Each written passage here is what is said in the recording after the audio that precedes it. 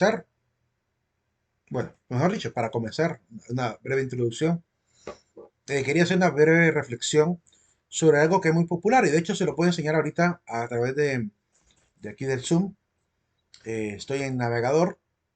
Se ha vuelto muy popular últimamente esta frase que la vamos a ver repetitiva por todas las redes sociales. Eh, esta idea que es para mí y para la iglesia también, es un equívoco. Y para la filosofía también, es una equivocación. Esta frase de Dios no es religión, Dios es relación, o mi Dios no es una religión, es una relación. Vean cómo la vida con Dios no se trata de una religión, se trata de una relación. Ese tipo de enseñanzas, ¿verdad? No es religión, es relación. Bueno, yo no sé realmente qué entiende la gente por religión hoy en día, porque dice Jesús no es religión, es vida. Yo no sé, me parece que la gente ya no sabe ni siquiera las palabras del diccionario, porque realmente da mucha pena. Les digo sinceramente, la primera vez que yo vi este tipo de publicación, me reí mucho, porque pensé que era un meme era absurdo, me pareció muy absurdo realmente leerlo. Aquí en esta creo, no sé si alguien, aquí aparece, miren, aquí hay una página católica donde rebaten el argumento. Veamos cómo lo rebatieron. Vamos a ver esa imagen que comparten acá. Eh, Está muy largo, no, muy largo el argumento. No, lo voy a reducir el argumento. La imagen quería que viéramos, y no sé si se puede ver la imagen un poquito más grande. No sé cómo está en formato de móvil. Vamos a pasar, voy a verlo aquí. Ver en tamaño grande, aquí. Religiosos, Dios no es religión, las religiones no salvan, Dios abomina la religión. Híjole, llegar incluso a decir eso. Pareciera que esta idea de Dios no es religión, sino relación, surgió en las iglesias protestantes. Entonces, y aquí aparece la mentira, porque la Biblia jamás habló mal de la religión. Dios mismo creó una religión, la religión cristiana, la religión de Cristo, la religión que sigue a Cristo. Entonces, ¿cuál es el problema que hay en este tema de la religión? Para hablar de concepto adecuadamente. Primero, yo quiero atender al diccionario. Vayamos al diccionario si quieren para que veamos el concepto de religión y hagamos una revisión si de lo que tenemos, por ejemplo, en las iglesias evangélicas o católicas es o no es una religión. Por eso consultemos la Real Academia. Tengo aquí la Real Academia de la Lengua Española del año 2001. Miren lo que dice de religión. Conjunto de creencias o dogmas acerca de la divinidad, de sentimientos de veneración y de temor hacia ella, de normas morales para la conducta individual y social y de prácticas rituales, principalmente la oración y el sacrificio para darle culto. Pregunta, ¿el cristianismo evangélico tiene creencias o no? Digo, porque si esta idea surgió en la iglesia evangélica, de enseñar que Dios es una relación y no una religión, primero, ¿por qué digo que es absurdo? Es absurdo porque primero intentan negar algo acerca de Dios o de Jesús que jamás alguien ha afirmado. Yo nunca he escuchado en los, ¿cuántos años? 40 años que tengo de vida, nunca he escuchado a alguien decir que Jesucristo es una religión. Tampoco nunca he escuchado a alguien decir que Dios es una religión. No, Dios es un Dios. Dios es una divinidad, por lo cual nadie en sus cuatro dedos de frente va a llegar a afirmar semejante cuestión incoherente de afirmar que Dios es una religión, porque no se puede definir a Dios por una actividad que solamente hacen los seres humanos. El ser humano sí es un ser religioso, ¿verdad? Es un ser religioso. Desde la filosofía decimos que es un ser religioso por su naturaleza. ¿Por qué? Ya vamos a ver la etimología para que veamos, entendamos por qué es una religión. La vida, por qué el ser humano es religioso por naturaleza. De hecho, en la misma obra de antropología filosófica, cuando habla del tema de la espiritualidad, afirma que el ser humano es religioso por naturaleza. Ahora bien, decir que Dios no es una religión es absurdo, porque no se puede definir, como digo, a Dios por una actividad humana. La religiosidad es una acción humana, no es una acción divina. Dios es imposible que tenga una religión o sea religioso, porque la religión tiene que ver con la divinidad. Alguien es religioso cuando se relaciona con la divinidad. Entonces sería absurdo decir que Dios es religión. Y como nadie es tan absurdo como para decir que Dios es religión, la negación de eso es más absurda todavía. Es más absurdo decir que Dios no es una religión, negando algo que jamás alguien se atrevería a afirmar. Entonces, no sé si me doy a entender realmente por qué es tan ilógico negar, afirmar que Dios no es una relación. Dios no es una religión. Primero, porque Él no puede ser religioso por naturaleza. Segundo, porque la religión es una actividad humana. Tercero, porque para que Dios pudiera ser religioso, habría que tener un Dios por encima de Él.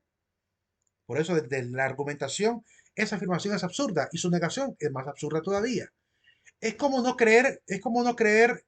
perdón, es como saber que los unicornios no existen y afirmar, no creo en la existencia de los unicornios. Así de absurdo suena. Así de absurdo suena, porque negar algo que se sabe que es fantasía, sabiendo que es fantasía, o sea, es muy absurdo realmente. Pero bueno, esa es la actitud que toma mucha gente. Volviendo al concepto que nos da la Real Academia. Conjunto de creencias o dogmas. ¿Tendrán los hermanos evangélicos y católicos creencias y dogmas? Desde el momento que afirman que existe un Dios, eso es un dogma. Desde el momento que dicen que Jesucristo es Dios, eso es un dogma. Desde el momento en que dicen que hay que alabarle, ese es un dogma. Porque ¿qué es el dogma? Dogma es una enseñanza, una creencia que se tiene dentro de un grupo. Es una doctrina, ¿verdad? La enseñanza dogma, el dogma es una enseñanza, opinión o creencia. Por lo cual, cuando alguien tiene una religiosidad, una espiritualidad, y cree que hay que darle culto a Dios y tiene que rendirse honor, eso es una enseñanza que se comparte de generación en generación, por tanto es una enseñanza dogmática, ¿verdad? Ahora, que alguien no entienda que lo que enseñan a la iglesia es un dogma, es un problema personal de no entender el concepto, pero el concepto está para definir esa realidad. Entonces, si tenemos algunas opiniones o creencias acerca de la divinidad, tenemos dogmas. ¿Hay sentimiento de veneración para con alguna divinidad en el mundo cristiano? Sí, por lo cual es una religión. ¿Hay temor hacia esa divinidad? ¿Tiene santo temor? Sí, se enseña que eso es incluso una de los dones del Espíritu Santo, el temor de Dios, el santo temor de Dios. ¿Hay normas morales en la conducta individual de la gente? Sí, por tanto es una religión. ¿Hay prácticas rituales como la oración o el sacrificio para darle culto? Claro que sí. Celebramos la fracción del pan, oramos el Padre Nuestro, alabamos con las manos en palmas, ¿verdad? Con palmas, con oración, con cánticos. Hacemos rituales prácticamente, leemos la palabra, oramos, cantamos. Ese es un ritual, lo hacemos. Por lo cual somos religiosos, querámoslo o no aceptar. Solo podrá decir alguien, yo no soy religioso si no asiste a ninguna iglesia y tampoco cree en Dios. Pero si alguien cree en Dios, desde el momento que ya cree en Dios, ya está viviendo esa religio. Miren el latín, religio significa religar. Religión procede de dos palabras, religio y religare. Religio es volver a, y religare es volver a atar, volver a unir, ¿verdad? Entonces religio y religare tiene que ver con la unión o con el estar ligado a alguien. En este caso estamos ligados a Dios. Por lo cual, cuando yo me relaciono con Dios, estoy automáticamente teniendo una religiosidad. Por eso es absurda la frase de Dios no es una religión, sino que es relación. Porque estamos afirmando y negando lo mismo. Cuando yo digo que Dios, si lo que realmente están diciendo es que no ocupo una religión para tratar con Dios, pero a ver reconozco que Dios me puedo relacionar con Él, estoy haciendo algo absurdo, negando lo mismo. Porque si yo me relaciono con Dios, estoy siendo religioso. Y si yo digo que no necesito ninguna religión, me estoy contradiciendo. Es una contradicción tremenda. Pero bueno, la gente no comprende el concepto. Y si quieren, veamos las siguientes acepciones. Virtud que mueve a dar a Dios el culto debido. Si usted da culto a Dios, usted es un ser religioso por naturaleza. Profesión y observancia de la doctrina religiosa. Bueno, tenemos doctrina y enseñanza, la observamos, la cuidamos, la protegemos, la tenemos incluso a veces condensada en libros. En el caso de los protestantes, en literatura de los pastores, en el caso de los católicos, lo tenemos en el catecismo, condensada toda la enseñanza. Entonces, tenemos obviamente esa observancia también. Obligación de conciencia, esto se refiere más que todo a la religión de juramento en el derecho. Eso tiene más que ver con el derecho, ¿verdad? Es un término filosófico para el derecho. También se define religión como orden, ¿verdad? Para referirse a los institutos religiosos. Afirma que hay religión católica, afirma que hay religión natural. Miren que la religión natural es aquella que es descubierta por la sola razón y que funda las relaciones del hombre con la divinidad en la misma naturaleza de las cosas. Es decir, que no fue que de repente vino por un libro sagrado como la Biblia, sino que alguien descubrió Dios debe existir y por tanto yo le rindo culto a él, a mi manera. pero le rindo culto. Eso también es una religión natural. Religión reformada, y también dentro de la religión reformada aparece instituto religioso que se ha establecido desde su primitiva disciplina, y también aparece protestantismo como religión reformada. Entonces, y también lo de entrar a una religión, que es tomar el hábito de una congregación religiosa. Entonces, estos son los conceptos que tenemos en el español de la palabra religión. No sé de dónde sacaron realmente algunos hermanos evangélicos y la gente que ha hecho este montón de imágenes, de dónde sacaron esta idea tan absurda de que la religión, ¿cómo se llama? Es como decir que la religión nos salva, Jesús sí, pero si Jesús nos pide vivir en una vida de iglesia, automáticamente para poder salvarnos tenemos que ser parte de esa iglesia, ¿sí o no? Claro que sí. Y si yo soy parte de esa iglesia, significa que la religión sí me va a permitir salvarme, porque se convierte en el método mediante el cual vivo en comunidad para poder vivir el cumplimiento de la voluntad de Cristo, y por tanto vivo religiosamente en esa cultura religiosa. Así que la religión sí me va a salvar. La religión cristiana es la que me puede salvar, porque es la religión que cree en Cristo. Y Cristo es el que proveerá la salvación a los que hayan vivido religiosamente en esa iglesia. Así que estos argumentos son unas tremendas falacias que lo único que están generando es un montón de gente que ya ni siquiera quiere vivir en comunidad religiosa. Entonces, eso es lo que quería aclarar como primer paréntesis a este concepto de religión. Si alguna vez ustedes lo compartieron, pues con todo el respeto les digo, están equivocados. Si alguna vez ustedes compartieron esa idea, desde el punto de vista tanto del vocablo de religión, como desde el punto de vista del concepto religioso, pero concepto filosófico de religión, y el concepto también cristiano de religión, ¿verdad? Es decir, que desde esas tres perspectivas hay un error tremendo en el entendimiento de lo que es la religión. Ahora bien, volviendo a la filosofía, ¿verdad? Que solo quise hacer un paréntesis ahí de reflexión porque me preocupa mucho ver a un montón de gente compartiendo ese tipo de pensamientos sin entender siquiera los conceptos, ¿verdad? Y cayendo en la jugada de un montón de gente que lo único que quieren es decir que creen en Dios, pero no tienen compromiso con la comunidad. No quieren ir a la comunidad, no quieren estar en iglesia. Entonces, eso no eso podrá ser un tipo de religión natural, pero no es cristianismo tampoco. Si alguien cree ser cristiano sin ir al culto, o a la iglesia, o a la misa, a la ceremonia, si no asiste a la relación de la asamblea, no es cristiano de verdad. Con el dolor en el alma les digo, por mucho que hayan leído la Biblia, por mucho que hayan creído, si no asisten a la comunidad, no están congregados en comunidad, eso no es ser cristiano. Entonces, ojo con lo que hacemos en nuestra vida espiritual. Tengamos en consideración eso. Portamos otra vez, volvamos ahora sí a hablar de filosofía. Igual, también los conceptos que leímos de la RAE son filosóficos. Si se fijaron, al principio aparece ahí como término filosófico, F de filosofía, ¿verdad? Término filosófico. A veces cuando aparece en la letra D de derecho, la RAE tiene esas nomenclaturas ahí que explican cuándo es un concepto filosófico, cuándo es un concepto de tipo religioso, cuándo es un concepto de tipo cultural, cuándo es un tradicionalismo. Eso se logra leer ahí en las siglas de la misma RAE. Entonces, convengamos en que la palabra religión proviene de esos dos términos, religio y religare, ¿verdad? Unir con o volver a. El primer personaje que nos regala el concepto de religión es San Agustín de Hipona. Bueno, no quiere decir que antes no hubo religión, pero él nos aclara el concepto de manera filosófica. La etimología aquí aparece religio y religare, según San Agustín de Hipona, religio volver a unir, religare volver a ligar. Por tanto, la definición directa de la etimología sería que es la acción y efecto de ligar fuertemente con Dios o con la divinidad. Ese sería el concepto de religión. Y definimos un poquito más amplio que religión es un fenómeno humano, no divino, ¿verdad? Es el hombre que se relaciona con Dios, no es Dios el que hace religión con el hombre, es al revés, somos nosotros los que tenemos necesidad de relacionarnos con Él, donde el hombre entra en contacto con Dios muestra devoción, adoración y disposición de cumplir su voluntad.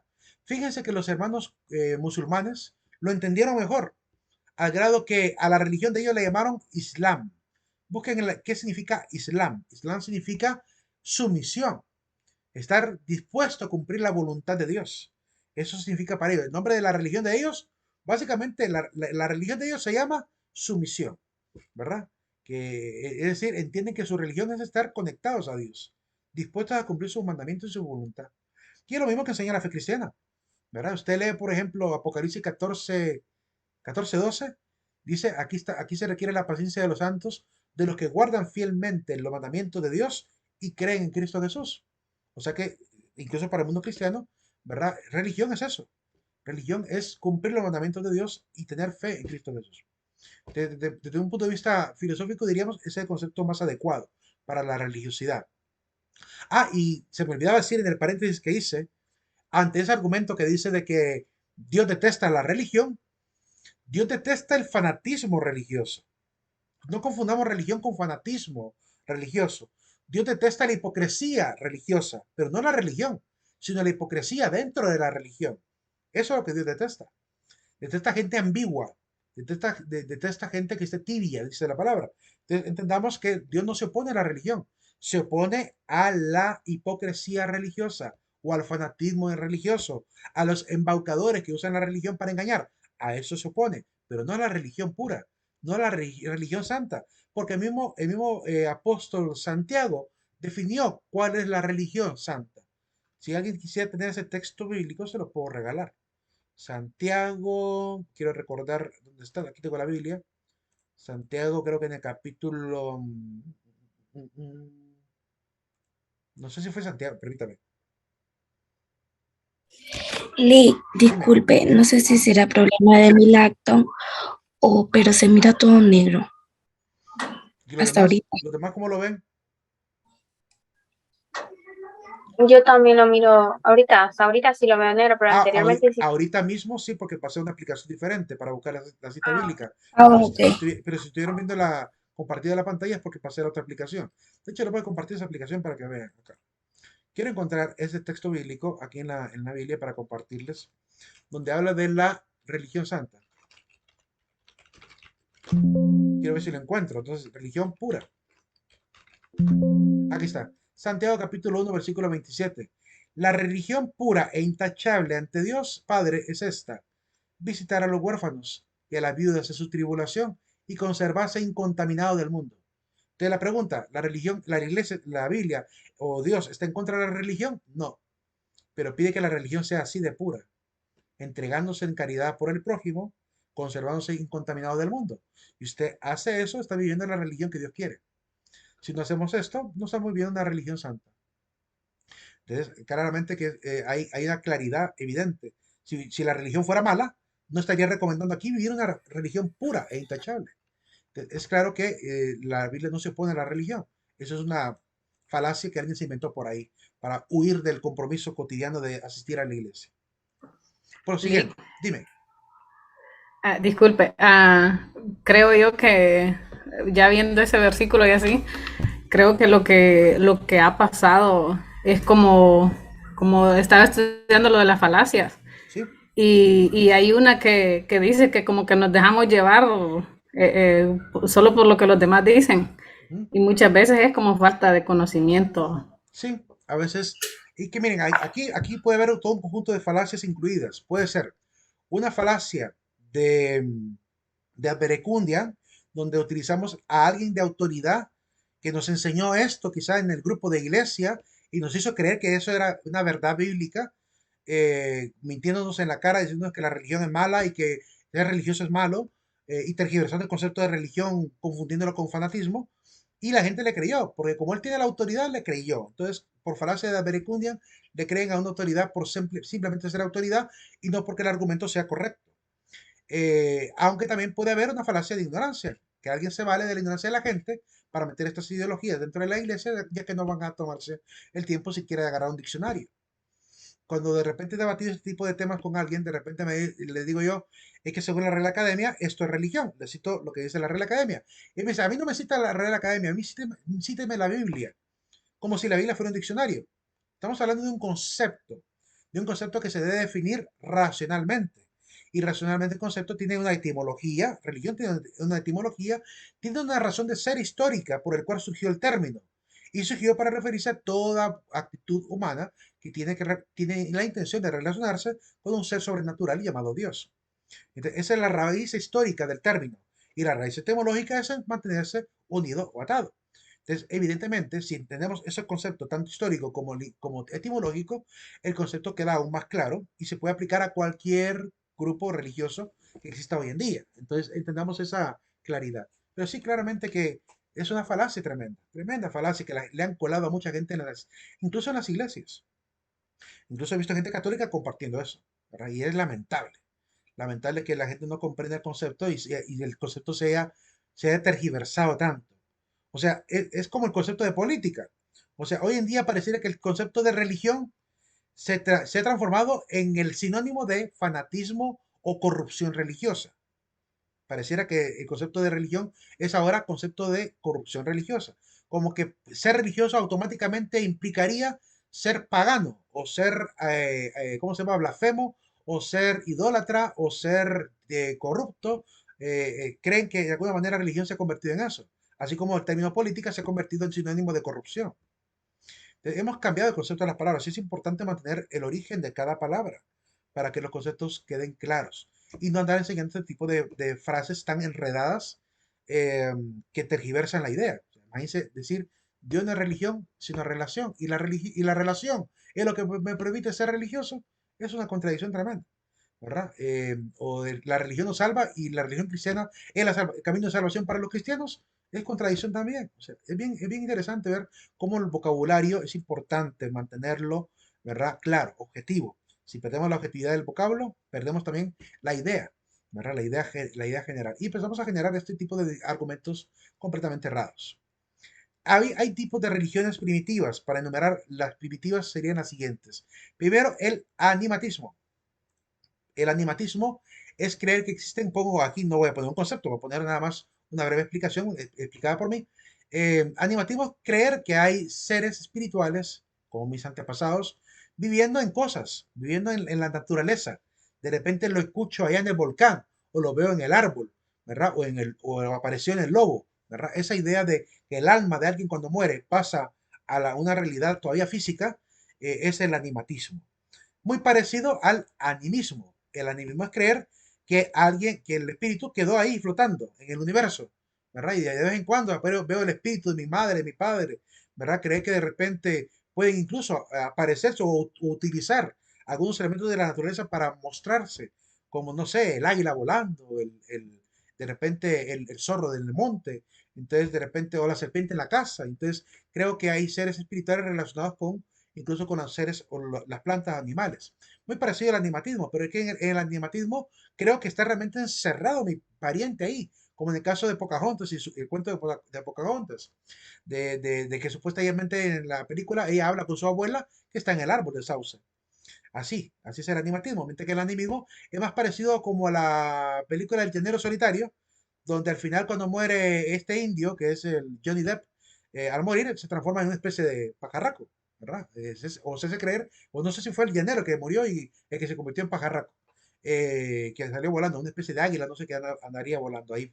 Creer que se reencarnan en esos seres, eso sería el animismo. El totemismo es creer que hay animales sagrados, plantas sagradas, que son colocados como protección para las comunidades a través de pequeños esculturas detalladas en madera o en piedra, llamados los tótem, ¿verdad? Que todavía es muy común en Estados Unidos, lo venden, se ha vuelto parte del folclore, ¿verdad? Y lo venden allá en los indios del norte, pieles rojas y sioux. El fetichismo es creer que hay objetos que guardan ciertos poderes e incluso también se le llama fetichismo a la idolatría. Creer que de repente en un objeto hay algo sagrado. O creer que dentro del objeto está una persona o está un ser superior, ¿verdad? Generando algún tipo de beneficio espiritual, como los egipcios que creían que en la estatua de Anubis estaba Anubis, o en la estatua de Ra estaba Ra. Entonces le guardaban ese tipo de consideración a la estatua porque creían que ahí residía también, ahí se aparecía también, o por medio o ahí mismo prácticamente estaba la naturaleza del dios encerrada. Ah, eso es algo que lo practicaron los romanos, los griegos y los egipcios por igual. De hecho, todas las culturas lo tuvieron. El politeísmo es creer que existen muchas divinidades, muchos dioses. Y el monoteísmo es lo contrario, cree que existe solamente un dios. Y se preguntarán, ¿y por qué pone aquí a los egipcios si los egipcios tenían muchos dioses? No todos. Pongo a propósito esta imagen, porque de la imagen voy a acercarla para mostrárselas. Esta imagen es la imagen del faraón Akenatón. Akenatón, o también llamado Amenofis IV. Akenatón aparece con su esposa Nefertari o Nefertiti y ahí está con sus hijos. En la parte central aparece un sol como lanzándole rayos a ellos, ¿verdad? En dirección directa, miren a Nefertiti directamente a la cabeza le pega un rayo, va en dirección a la cabeza también de Akenatón un rayo, y a sus hijos también. Porque en la época de Akenatón, él hizo una reforma religiosa. No sé, yo tengo una suposición, y esta es una suposición muy personal. No está escrita en ningún libro, es una suposición muy mía. Am, Sabemos que Abraham viviría casi cercana a la época de Akenatón. Y por tanto, de hecho, si quiero ver si buscamos aquí en internet rápidamente de qué época es Akenatón. Akenatón. Busquemos el año de Akenatón y comparémoslo con el año de Abraham. Akenatón es del año 1372 antes de Cristo. ¿Ok? Fecha de Abraham, a ver si aparece, porque como es muy lejano a Abraham, a ver si aparece en alguna fuente. Veamos cuándo. Abraham es del año 1813, o sea, 500 años antes que Akenatón. ¿Ok? Entonces, tengamos en mente que Abraham es antes que Akenatón. Volviendo otra vez a esta deducción que les quiero compartir. Si Dios le pidió a Abraham que se fuera a Egipto, Abraham se fue a vivir por un largo periodo a Egipto con su familia y se llevó también su cultura del Dios único y verdadero. Eso pudo haber quedado grabado en el corazón de algunos de los miembros de Egipto, de los pobladores, que tal vez, sabiendo de lo que Abraham enseñaba, dijeron, tiene sentido pensar que solo existe un Dios. Entonces quizá esa cultura quedó guardada ahí, algún pequeño vestigio del monoteísmo de Abraham, que llegaría quizá al joven Akenatón, que también quizá harto de tanta religiosidad, habrá pensado, quitemos a este montón de divinidades que nunca nos han respondido, ¿verdad? Y propongamos, igual que esta gente del pueblo hebreo, a un único Dios. Entonces, él decidió hacer la reforma, quitar todas las divinidades y poner a un solo Dios, al cual le va a llamar Atón o Amón. Y por eso él cambia incluso su nombre. Y a sus hijos también. A su hijo, al más famoso, le llamó Tutankhamón, Tutankamón, el famoso faraón niño, ¿verdad? Y en el caso de él se cambia el nombre de Amenofis a Akenatón, que significa el siervo del dios Atón, o el sirviente del dios Amón. Eh, entonces, él intentó hacer esta reforma, pero como digo, pudo haber tenido un origen hebreo el intento de hacer el monoteísmo también en Egipto. No perduró, porque a la muerte de su hijo, cuando él muere a Akenatón y queda su hijo, después el joven niño, pues, el joven murió a los 14 años aproximadamente, 14 a 16 años por mucho, Tutankamón, y por tanto no perduró tampoco el legado de su padre. Así que rápidamente pasa a manos de mujeres el poder del poder de los faraones y se acaba la fuerza y la obligación de mantener una religiosidad de un solo Dios. Se eliminó por completo y volvieron otra vez a los dioses paganos. Recuperaron nuevamente toda la cultura religiosa pagana una vez muerto el faraón y su principal descendiente varón.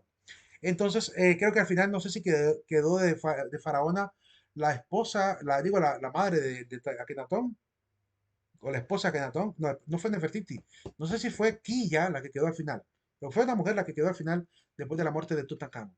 Creo que fue la abuela de Tutankamón la que quedaría en el poder. Quilla o Tilla, no, no recuerdo cómo se llamaba. Y por tanto, es interesante ver cómo no solamente Abraham fue monoteísta, también hubo un poco de monoteísmo ahí en el pueblo de Egipto. Eso es lo que quería clarificar. ¿Por qué surge la religión primitiva? Hay cuatro posibilidades. Quizá por el miedo a lo desconocido, se encontraban con el relámpago, con el huracán, con el terremoto, y creían que, bueno, que alguien mandó todo eso. Porque quizá por la mentalidad del hombre, todo lo que ocurre por alguna causa. Y normalmente las causas del movimiento de las cosas inanimadas es por alguien que tiene conciencia. Es decir, solo un ser consciente puede mover las cosas inanimadas. Pues creían que seres conscientes movían las cosas inanimadas como el viento, ¿verdad? O el viento mismo era una especie de divinidad. Entonces, por medio a eso desconocido, pues llegaron a creer que eran dioses los que dominaban las cosas.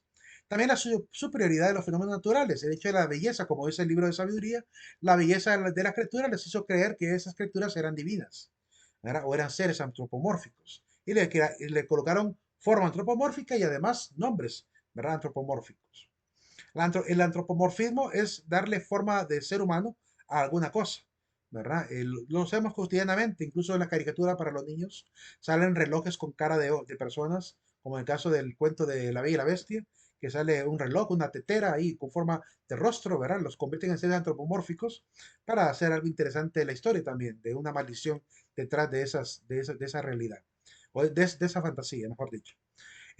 Lo hacemos constantemente en las películas y todo eso, ¿verdad? Incluso en la vida cotidiana. Podemos llegar a volver demasiado antropomórficas las cosas que hacemos cotidianamente. creyendo que las cosas ocurren porque de repente hay algo ahí alrededor mío que me está provocando eso. Digamos, vaya, se me perdió un calcetín, o se me perdió, siempre se me pierde un calcetín del par, ¿verdad? Y empezamos a creer que son duendecillos que se roban calcetines. Hay gente que cree que son duendes los que se roban los calcetines. En cierta manera uno se pregunta de dónde quedan todos esos calcetines que se han perdido realmente. Porque yo tengo un montón ahí que no he vuelto a encontrar jamás. ¿Verdad? Tengo que botarlos porque se perdieron. De alguna manera desaparecen de la casa. Misterio de todas las casas de esta Latinoamérica. Se pierden los calcetines siempre.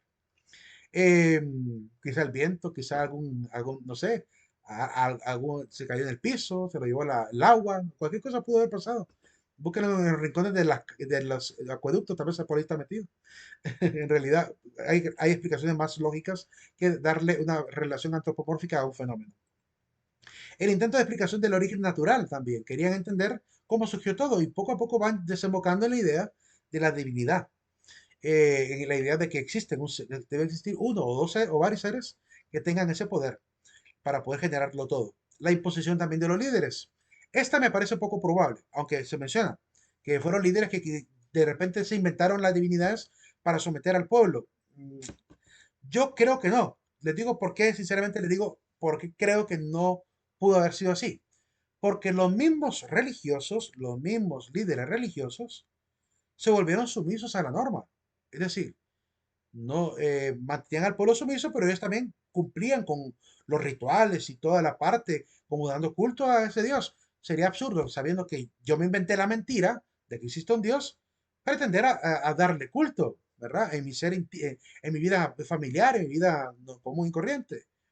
Entonces no tiene sentido pensar que el líder religioso impuso la idea del Dios, ah, y siendo él también sumiso a esa mentira, ¿verdad? Eso es lo que realmente me parece poco probable, ¿verdad? Poco probable, pero igual, quizá en algún momento alguien haya tenido esa intención, ¿verdad? Allá, por ejemplo, en la India, ahí dice, supuestamente hay gran cantidad de divinidades, no sé cuántos, como 500 o no sé cuántas miles miles de divinidades. Como que cada familia se inventa un nuevo tipo de dios, o algún antepasado se convierte en una divinidad para ellos. Y es tan exagerado. Hace poco, mira, yo un documental de un chico de la India que intentaba explicar la cultura de la India. Y ahí hablaba de que hay miles de divinidades, ¿verdad? Inventadas cada una a la manera y forma de cada persona, de cada familia, ¿verdad? Ahí sí podría yo decir, ahí pareciera que la gente mayor se inventa esas divinidades para mantener de alguna manera sumisos a sus hijos, ¿verdad? Puede que realmente haya ocurrido. En la contemporaneidad se logra ver muy a menudo eso. Pero en la antigüedad es bien poco probable por el tema de la sumisión, el grado de sumisión al cual llegan, que lo consideran una verdad absoluta. Y por tanto es un poco extraño creer que de una mentira la hayan convertido en una verdad absoluta incluso para ellos mismos. Es simplemente eso. Bien, pasamos de la introducción de mito, magia y religión, que es el conocimiento prefilosófico, que serviría al hombre, ¿verdad? Y esto es lo que tenemos que concluir, que ese conocimiento prefilosófico sirvió al hombre para calmar esa ansia de conocimiento, para poder dar una respuesta cuando habían estas grandes preguntas existenciales, y perduraría por mucho tiempo de esa manera, hasta que aparecen hombres que les parece cada vez más absurdo la exageración a la que se llegó en la época de los griegos, que en la época de los griegos llegaron a la exageración de creer que habían dioses perfectos como Zeus, pero generaban la idea de un Zeus tan errada que hasta le adjudicaban delitos, le adjudicaban violaciones, le adjudicaban, ¿cómo se llama?, guerras, le adjudicaban caprichos. Igual con Hera también, que es una diosa vengativa, madre de todos, pero muy vengativa, que quiso incluso matar a Hércules en la cuna. O sea, quiere matar a un infante mandándole serpientes. Esas ideas que enseñaban alrededor de los dioses hizo que los filósofos seguramente sintieran, ¿verdad?, que no coincidía con la idea de la perfección. Y eso es lo que, por ejemplo, Genófanes nos va a llegar a decir más adelante. Para comenzar el tema de los presocráticos, entendamos que andaban buscando el origen, el principio. En griego, esa palabra es la palabra arge. La palabra arge es el principio de las cosas. Arge significaría el principio constitutivo de las cosas. Arge. Como se puede escribir con G, se puede escribir con J, incluso algunos lo escriben con che, pues así, arche. En algunas fuentes aparece como arche. Lo cierto es que ocupa una letra que es la letra chi o la letra ji, que es una letra que tiene la forma de X en la lengua griega. Y por tanto, por ese motivo es que normalmente termina siendo traducido como con che o con g o con j, por el sonido de los dos posibles sonidos que tenía la palabra en el pueblo de Grecia. Ahora, ¿por qué voy a citar ahorita a Juan 1.1? Veamos lo que dice Juan. Veamos este pequeño fragmento. En griego primero. Dice el fragmento, en arge, en ologos. En arge, en el principio, en ologos. Era el logos. El logos es la palabra, es en este caso el verbo creador, ¿verdad? La palabra creadora, por lo que se traduce como verbo. En arge, en ologos. Caio logos, y esa palabra en prostonteos era el Dios, pero esa palabra estaba con el Dios. Kai theos en hologos, y el Dios era la palabra. Según lo que dice este texto, en latín se tradujo como in principio, en el principio era el verbum, era el verbum y el verbo era apudeum, era Dios, et Deus era el verbum, y Dios era el verbo. Entonces, en español, como lo decimos hoy en día, en Juan 1.1, ¿verdad? En el principio existía la palabra, y la palabra estaba con Dios, y la palabra era Dios, ¿verdad? Con un poquito más de retórica, ¿verdad? Siguiendo un poquito también la traducción de la lengua latina. ¿Por qué mencionar este texto de Juan 1.1? Juan 1.1. Porque, ¿quién es este arjé? ¿Quién es este logos? Mire cómo el apóstol Juan utiliza las palabras de los griegos, la palabra griega, para usarla en el sentido como los griegos lo utilizaban. Porque los filósofos siempre estuvieron buscando cuál era el arjé. Algunos decían que era el agua, otros que el viento, otros que el aire, ¿verdad? Y andaban buscando ese principio constitutivo de los seres.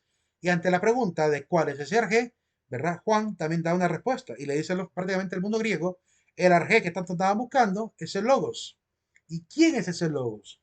El logos es la palabra de Dios, que estaba con Dios creándolo todo y él mismo era Dios. Es decir, que esa palabra creadora, esa palabra que creaba todo, es Dios mismo. Así que Dios es el logos, Dios es el arjé, ¿verdad? Pero ese arjé tiene una particularidad, que lo va a explicar del versículo 14 hasta el 18, que es donde él dice de que ese arjé, ¿verdad? Se hizo carne, pero ese logos se hizo carne, dice, y la palabra se hizo carne, y puso su morada en nosotros. Entonces le dice al mundo griego también, ese arjé vino aquí a la humanidad, se hizo carne, puso su morada entre nosotros, los suyos no lo reconocieron. Y vino un hombre llamado Juan y dio testimonio de esa palabra, dice el mismo apóstol Juan, refiriéndose a Juan el Bautista. Entonces, claramente, cuando uno sigue leyendo el texto, vamos viendo y descubriendo que cuando Juan habla del arjé y el logos, se está refiriendo a Jesucristo. Para él, Jesucristo es el logos, es la palabra de Dios encarnada, de la cual dio testimonio Juan, ¿verdad? Y esta gloria es impronta de Dios, es luz de Dios, que obviamente ha venido para dar luz también a la gente, que es Jesucristo.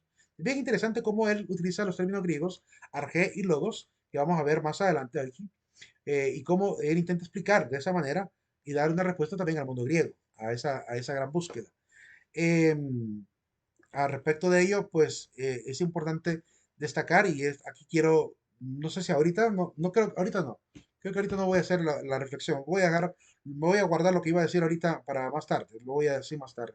Es una reflexión acerca de por qué para algunas personas es muy evidente que Jesucristo es Dios a partir de lo que dice la misma Biblia y para otros no es tan evidente, ¿verdad? ¿Por qué? Que para algunos es evidente. Para alguien que lee ese texto de Juan es muy claro que se está refiriendo a Jesucristo como divinidad. Que dice que Él es la palabra que estaba con Dios y era Dios. Entonces no cabe la menor duda que el apóstol quiere de alguna manera dar una profesión de fe, de que el Cristo que se encarna es el Logos, creador de Dios. Es la palabra creadora de Dios, por tanto, Dios mismo. Así que la divinidad de Jesús está constatada desde Juan 1.1. Pero bueno, hay mucha tela que cortar al respecto de eso. La filosofía griega entonces se interesaron, en este caso la filosofía presocrática, en buscar el arjé. Estudiaban la naturaleza, la physis. Por eso es que el señor Aristóteles en la obra de la metafísica no les quería llamar filósofos, sino que les quería llamar fisiólogos, porque su interés era ontológico. Querían entender obviamente el ser en general, ¿verdad? Así que estudiaban la realidad del ser, tanto a nivel de la physis, que es la naturaleza, como a nivel del cosmos, que es el universo. Así que se desarrolla en la búsqueda del arjé, ¿verdad? Y se desarrolla la primera gran rama de la filosofía, que es la cosmología, ¿verdad? Que se convierte en de hecho, la ontología la primera, la segunda sería la cosmología. Para poder estudiar a ser, se dieron cuenta que había que estudiar el universo. Entonces aparece la segunda rama. Así que su interés es puramente ontológico, en ese sentido.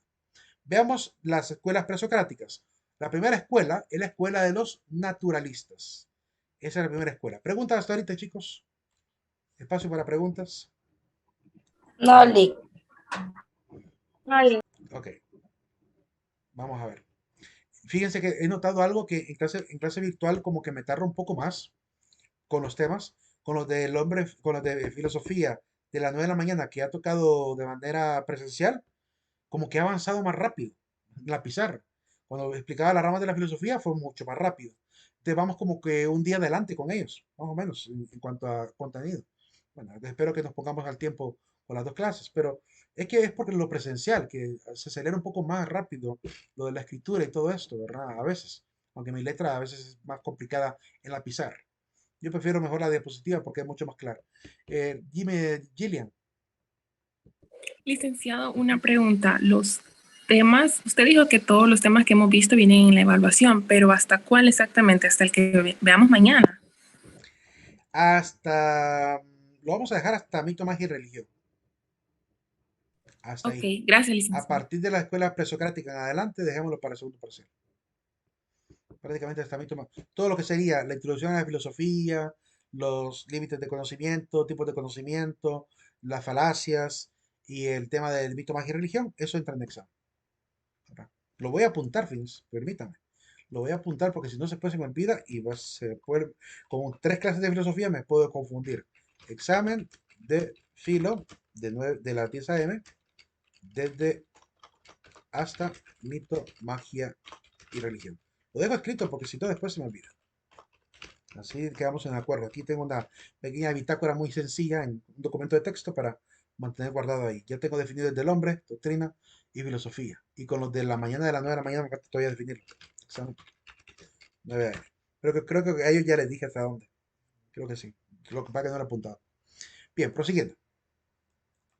Permítame que esta pantalla esté estorbando. Ahí. Volviendo al tema de los naturalistas. La escuela naturalista tiene, por tanto, un interés en la naturaleza. Y les decía que el señor Aristóteles en la obra metafísica le llama fisiólogos. Hoy en día la fisiología lo que estudia es el comportamiento del organismo, lo que es el funcionamiento del organismo. Es parte de la medicina. En la antigüedad, fisiología era el estudio de la naturaleza en general, del cosmos, de los animales, de las plantas, del ser humano. O sea que es la primera rama que daría origen tanto a la botánica, a la parte del estudio de mineralogía, al estudio de la física misma, al estudio de la medicina, ¿verdad? O sea que esa era la primera rama, sería la fisiología, que daría pie a todo lo demás. Por tanto, los filósofos naturalistas van a intentar entender el origen, la estabilidad del cosmos, ¿verdad? Y por tanto, intentan definir cuál es el principio de los seres. Ellos son los que andan buscando el arjé. Más que las demás escuelas, ellos son los que proponen a una diversidad de principios o de arjés. Ya vamos a ver qué define cada uno. Veamos el primer filósofo. Para entender un poquito esta consecución de eventos de los diferentes filósofos que veremos, me gusta presentar siempre esta línea del tiempo para que ubiquemos en qué época estamos. Estamos alrededor del año 600, ahí donde aparece el primer filósofo con la escuela de Mileto, Tales de Mileto, después Anaximandro, Anaxímenes, luego la escuela atomista ahí por el año 400. Uy, como que se quiere ir la energía, chicos. Como que se quiere ir la energía. ¿Me escuchan, jóvenes? Sí. Sí, ok. Bueno, en todo caso, aunque se vaya la energía, como estoy conectado con el teléfono celular, ¿verdad? Al internet, creo que no habrá problema. Espero yo que no. Pero hubo un bajón aquí, tremendo. Bueno, les decía que además de la escuela de Mileto, aparece la escuela de los atomistas. También aparece la escuela de Sócrates, ¿verdad? La escuela de los eleatas. Ahí aparece Genófanes, Parmenides, Zenón y Meliso, de los cuales solo no podremos ver a Meliso, pero ahí a todos los demás sí. En cuanto a los demás, a los sofistas los veremos como una sola escuela. Ahí aparece Protágoras, Antifonte, Gorgias y Pródico. Y aparecen otra serie de filósofos con escuelas muy particulares, como Pitágoras con su propia escuela pitagórica, Heráclito con la escuela llamada dinamista, Anaxágoras que se va a unir con la filosofía de Demócrito después, considerado dentro de la escuela atomista también, aunque él por sí mismo es una escuela, y Empédocles, que se convierte en en uno de los precursores de la escuela mecanicista. Entonces son las escuelas que más o menos vamos a ver, y quería que más o menos nos ubicáramos en el tiempo. Años 600 comienza la filosofía, por tanto, ahí por el siglo VII antes de Cristo. Veamos a Tales de Mileto. Él nació en el año 625. Siempre los años de los filósofos son aproximados. Es difícil, no hay cédulas, no hay partida de nacimiento que pueda ayudar, pero se ubica más o menos entre el año 625 al año 547. Van a encontrar diferentes libros de filosofía recalculándose fechas, o sea que no hay unanimidad al respecto de ello. Pero es irrelevante en todo caso. Por lo menos nos ubica más o menos en una época, digamos siglo VII, para ser un poco más coherentes. Se considera el fundador de la filosofía griega, era tremendo matemático, gran cosmógrafo, era astrónomo, capaz de predecir eclipses, ¿verdad? Era un filósofo dado a la geometría también. Está el teorema de Tales, que está dentro de la geometría, la fuente de la metafísica de Aristóteles, porque Aristóteles al hablar de la naturaleza comienza hablando primero de estos filósofos y cita muchos fragmentos de lo que Tales fue descubriendo, ¿verdad? Igual de Anaximandro, igual de Anaxímenes. O sea, conocemos en gran medida de Tales de Mileto, Anaxímenes y Anaximandro gracias al señor Aristóteles, que fue el que escribió acerca de ellos. Una cuestión interesante es que podemos decir que el derecho de autor comenzó con Tales de Mileto. Él decía que consideraría bien recompensado si los demás no se atribuyeran mis hallazgos, sino que reconocieran que son míos. Considero que es importante a nivel de la academia hacer siempre esto, de respetar lo que otro ha logrado. Esa es la razón por la cual también me mueve a mí, también como parte de la misma regla de la universidad, al hecho de que no debe haber plagio en el trabajo. Por ejemplo, en la tarea de la película, que tenían que haber visto y haber reflexionado por ustedes mismos, se supone que no puede haber plagio, ¿verdad? Y de lo contrario, pues hay cero, va a valer cero la tarea. Entonces, me llevará un poco de tiempo revisar todos los trabajos, pero tengo que revisarlos y calificarlo adecuadamente. Porque necesitamos que en la academia haya respeto a lo que otro ha descubierto. Eso va a ser incluso en los niveles de maestría y doctorado, en el sentido de que, vaya, por ejemplo, que yo no puedo decir que lo que está en mi diapositiva es mío, porque eso fue sacado de los primeros libros que les mostré, que son la fuente de esta clase, ¿verdad? De diversos libros que he consultado. Así que básicamente son diferentes fuentes, ¿verdad? Y por tanto no puedo adjudicármelo yo. No puedo decir es mi redacción, porque no es mi redacción. Es un conocimiento que simplemente intento compartir. Es importante mantener este respeto en la academia, por eso se pide con las normas APA que haya citación, ¿verdad? Y se maneje ese rigor, ¿verdad? Porque si usted algún día descubre algo, seguramente a usted le gustaría que su nombre pasara a la historia y no que fuera olvidado, ¿verdad? Mediante el plagio de muchos. Ahí nos quedamos jóvenes. Nos vemos el día de mañana. Pasen un excelente día. No se olviden de colocar el presente al final en el aula de Moodle. Siempre Muchas lo gracias, recuerdo. licenciado. Nos vemos. Feliz día, Liz. Feliz día. Bye. Nos Bye. vemos. Feliz día. Adiós. Adiós.